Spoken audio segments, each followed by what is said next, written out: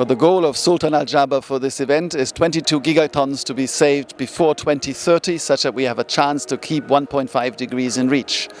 The breakthrough in understanding for economists and policymakers is it's no longer costs to get to 1.5, it pays.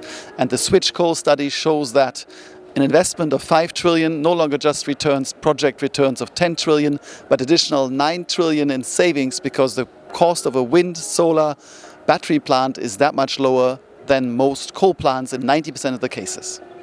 This means of the 40 trillion committed to invest globally, 5 trillion can now be profitably allocated. We don't even need government support, even though getting government support, especially for developing countries like Zimbabwe in the form of first loss guarantees or 50% matching with a 1x preferred return helps a lot.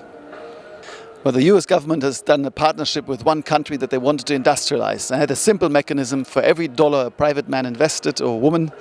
The US government added $1 and granted a 1x preferred return, which means that if there was a 50% loss, the private investor would keep their money. Thereafter, they would also lose their money.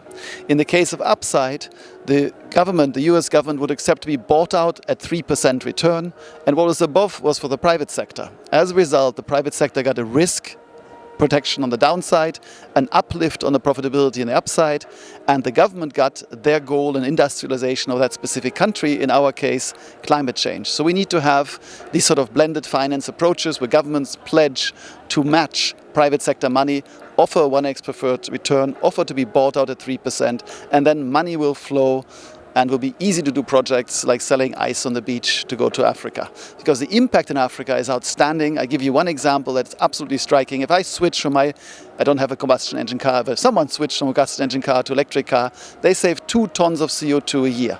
That's about a 10, 20, 30, 40, 50, 150,000 investment.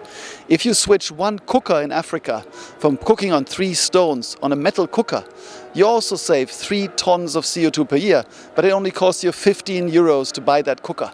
So the investments, the effective investment in Africa is much higher. We need to move there quickly.